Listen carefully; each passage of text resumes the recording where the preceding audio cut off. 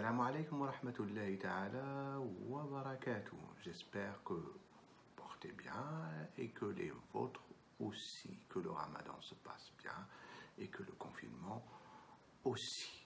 Nous allons aujourd'hui continuer notre étude de la notion de la Constitution. Nous avons vu depuis la dernière fois comment on définit une Constitution, comment on l'établit, comment on la révise et puis aussi comment on reconnaît sa supériorité. Nous avons vu comment cela s'explique.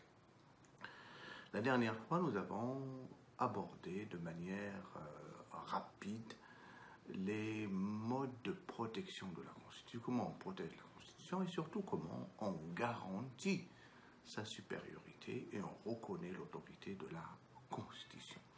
Nous avons vu que cela se fait à travers deux choses, à travers des organes qui vont veiller sur le respect de cette autorité, à travers différentes procédures ou différents procédés dans le contrôle de la constitutionnalité des lois.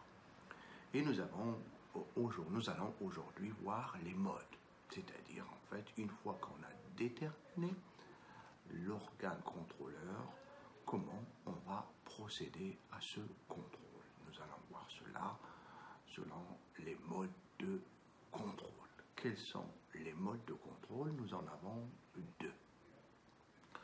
Nous avons un contrôle en amont, un contrôle a priori et un contrôle a posteriori.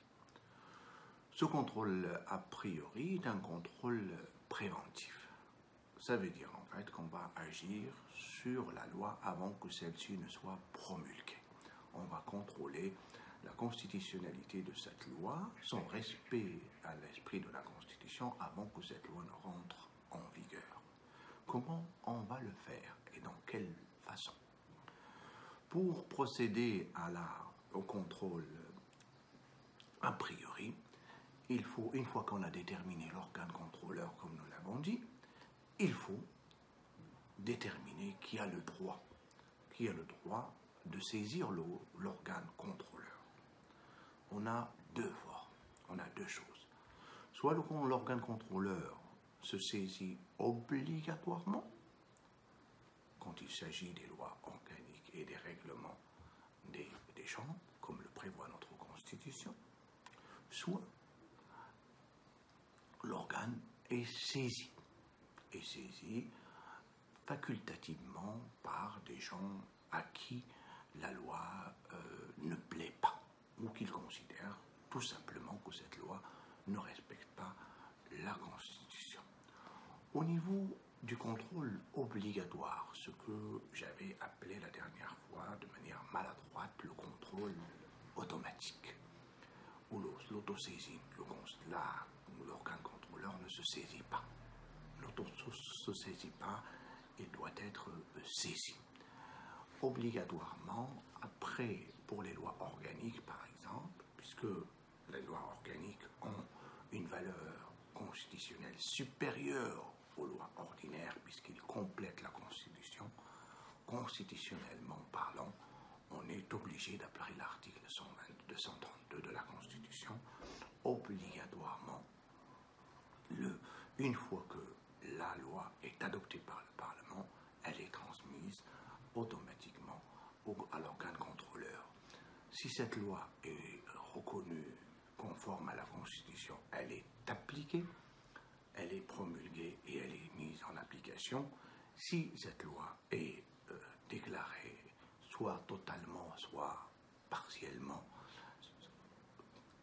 inconstitutionnelle, soit elle est retoquée, comme on dit, on revoit uniquement ce qui est inconstitutionnel et on la prolonge, soit elle est complètement inconstitutionnelle et à ce moment-là, elle est rejetée, elle n'est pas du tout adoptée et elle n'est pas promulguée.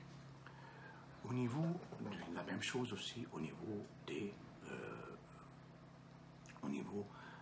règlements des deux chambres. Donc, une fois que la loi est ratifiée par le Parlement, une fois elle passe automatiquement, si vous voulez, à la Chambre constitutionnel qui la contrôle en fonction de la procédure que nous avons décrite tout à l'heure.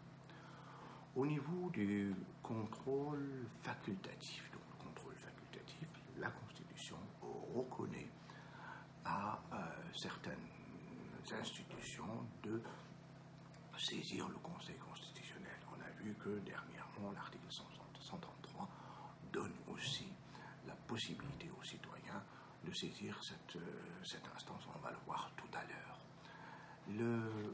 La loi, une fois qu'elle est adoptée par les deux assemblées, définitivement adoptée, soit le roi, soit le chef du gouvernement, soit le président de la première chambre, soit elle est promulguée à ce moment-là.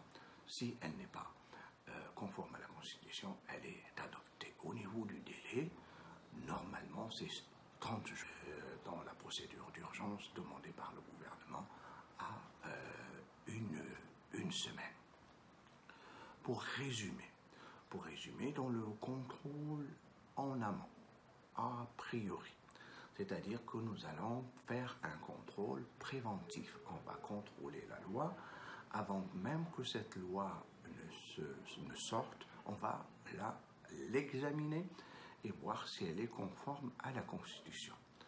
Si elle est conforme à la Constitution, elle est promulguée par le pouvoir exécutif, chez nous par le roi. Si elle est promulguée, donc elle acquiert ce qu'on appelle la force exécutoire et elle est publiée et elle devient une loi. Par contre, si elle est déclarée inconstitutionnelle, la sanction est qu'elle soit complètement abandonnée ou annulée. Ceci dans ce qu'on appelle le contrôle mode en amont. Comme je l'ai dit tout à l'heure, ce mode a des avantages, qui sont des avantages énormes parce qu'on agit de manière préventive. On agit avant que la loi sorte. Si la loi est conforme, elle est constitutionnelle, elle est adoptée. Si elle n'est pas constitutionnelle, elle est abandonnée. Donc on agit de manière à prévenir l'infection du dispositif législatif par des lois qui sont inconstitutionnelles. Le seul problème, en fait, c'est que cette procédure, elle reste une procédure aléatoire.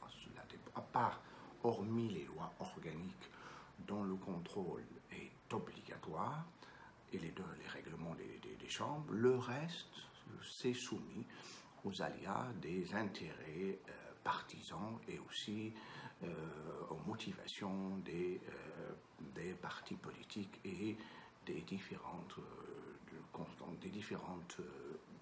tendances politiques présentes au sein du Parlement.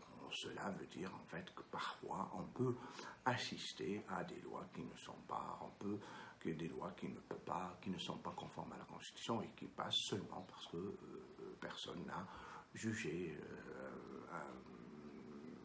opportun de les faire examiner par l'organe contrôleur. Pour éviter cela, je crois, on a une deuxième façon. La deuxième façon, c'est ce qu'on appelle le contrôle a posteriori. Ce contrôle a posteriori a des avantages, mais il a aussi des inconvénients qui sont généralement liés, comme on va le voir tout à l'heure, aux effets de la loi. En amont, ça veut dire, a posteriori, ça veut dire qu'on va agir en aval. Ça veut dire en fait après, une fois que la loi est promulguée par le pouvoir exécutif, une fois qu'elle est mise en application, on peut à n'importe quel moment l'attaquer pour inconstitutionnalité, et cela par deux voies. Soit par la voie d'action, soit par la voie d'exception. Par la voie d'action, ça veut dire en fait qu'on va agir sur la loi elle-même. Donc, et que la loi, une fois, on va attaquer la loi pour inconstitutionnalité. Si elle est déclarée inconstitutionnelle, elle est rayée des dispositifs juridiques, c'est-à-dire qu'elle est annulée. Par voie d'exception, et c'est cela que nous avons adopté lors de la réforme constitutionnelle de 2011, l'article 133 par exemple, parle justement de la possibilité de cette voie par exception. Ça veut dire quoi? Ça veut dire en fait que lors d'un procès, n'importe lequel, lors d'un procès ordinaire, n'importe quelle personne peut soulever l'inconstitutionnalité, peut opposer au juge l'inconstitutionnalité de la loi parce qu'il constitue atteinte à ses droits fondamentaux. L'avantage en fait de cette possibilité, c'est qu'on va intervenir à n'importe quel moment pour vérifier la constitutionnalité de la loi.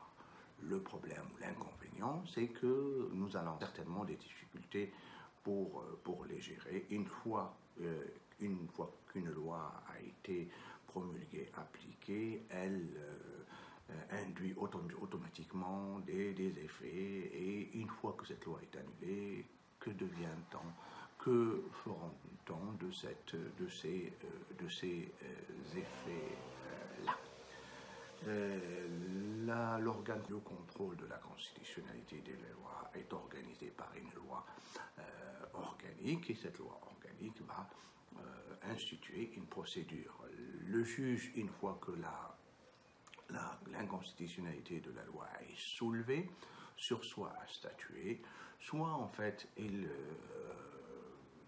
après avoir étudié la loi et après avoir il passe outre, soit il fait appel à la Cour de cassation qui, elle, statuera à son tour. Si elle n'est pas capable de statuer, elle peut à ce moment-là soumettre la loi à la Cour constitutionnelle qui, en dernier, statue sur l'inconstitutionnalité de cette loi. Une fois que la loi est déclarée inconstitutionnelle, elle est annulée. Et comme je le disais tout à l'heure, une loi, quand elle est appliquée, généralement, elle produit des effets. Nous sommes au début. Le contrôle en amont, l'a hérité de la France. Il est simple et facile parce que quand on agit en amont, si la loi est constitutionnelle, à ce moment-là, elle passe et elle est appliquée. Si elle est inconstitutionnelle, elle est abandonnée. Par contre, dans l'autre versant, c'est-à-dire le contrôle a posteriori, on agit, et ça c'était pratiqué aux États-Unis. C'est une fois que la loi est appliquée, elle produit des effets, et ces effets sont difficiles parfois. Nous sommes en période d'apprentissage. Cela veut dire quoi? Cela veut dire en fait qu'il faut préparer la justice marocaine à cela. Les juges, il faut préparer constitutionnellement les juges, et puis cette possibilité aussi offerte aux citoyens est une très bonne chose parce qu'elle permet l'accès des citoyens à la justice constitutionnelle, mais elle certainement posera des problèmes au niveau du fonctionnement de la justice marocaine. Bien, nous avons vu jusqu'ici la Constitution à travers sa définition, ou ses différentes définitions, ses formes, sa nature, rigide ou souple, la manière dont la Constitution est posée, c'est-à-dire la manière démocratique ou la manière démocratique, et tout le débat qui a suivi ça. Nous avons aussi vu l'objet de la Constitution. Pourquoi établit-on une Constitution? C'est pour aménager l'espace politique, aménager rationnellement l'espace politique, et pour garantir les droits et libertés des individus. Et nous avons vu en fait que cela quand on a une constitution et quand on croit dans la supériorité de la constitution, on doit protéger le texte constitutionnel. Et on le protège à travers quoi? On le protège à travers ce qu'on appelle le contrôle de la constitutionnalité des lois. Ça veut dire quoi? Ça veut dire en fait que nous allons choisir un organe. Cet organe qui peut être soit juridictionnel, soit politique, doit statuer sur la conformité de la loi à la Constitution. Une fois qu'on a choisi l'organe contrôleur, on doit aussi choisir le mode de contrôle. Soit on va contrôler la constitutionnalité des lois avant que la loi ne soit promulguée et avant qu'elle ne soit appliquée. Et cela, dans ce cas-là, on agit de manière préventive, soit on contrôle la loi, la constitutionnalité de la loi de manière après, c'est-à-dire à manière a priori, une fois que la loi est mise en application. Et dans ce cadre-là, on a deux voies, soit la voie par action, soit par exception, et cela est une norme suprême parce qu'elle est issue d'un organe suprême, et tous ceux qui vont venir après, que ce soit la loi ou le règlement, doivent respecter l'esprit de la Constitution, quels sont reconnus les différents droits des individus, mais elle est aussi cette manière rationnelle, moderne, cette vitrine qui organise l'État, que ce soit l'État à travers ses institutions, en définissant d'abord les différents pouvoirs qui constituent l'État, le pouvoir constitutif, exécutif de quoi il est constitué, le pouvoir législatif de quoi il est constitué, le pouvoir judiciaire de quoi il est constitué, et surtout de définir les différentes relations entre ces trois pouvoirs. Quelles sont les relations entre le pouvoir exécutif et le pouvoir législatif? Est-ce que le chef de l'État peut parler au Parlement? Est-ce que le chef de l'État est soumis à la pression du Parlement? La différence aussi entre le chef de l'État et le chef du gouvernement, c'est-à-dire en fait que la Constitution doit définir la nature de l'exécutif. Est-ce que nous sommes dans un exécutif monocéphale avec une seule tête, ou est-ce que nous sommes dans un exécutif avec deux têtes? La même chose aussi pour le législatif. Est-ce que nous sommes dans un pouvoir législatif, c'est-à-dire un parlement?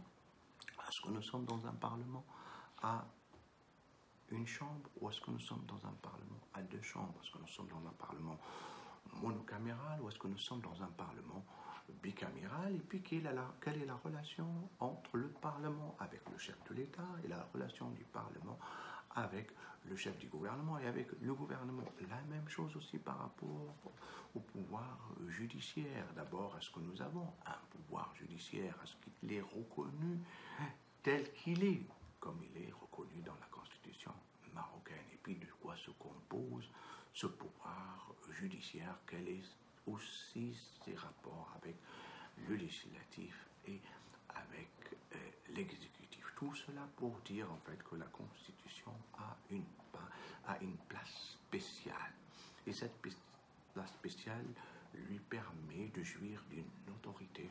Cette autorité manifeste une suprématie, et cette suprématie est consacrée par le contrôle de la constitutionnalité des lois. Nous avons vu aujourd'hui la Constitution comme mode d'exercice de pouvoir.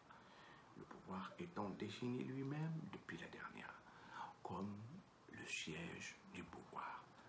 Dans la prochaine séance, nous allons voir sur qui s'applique ce pouvoir.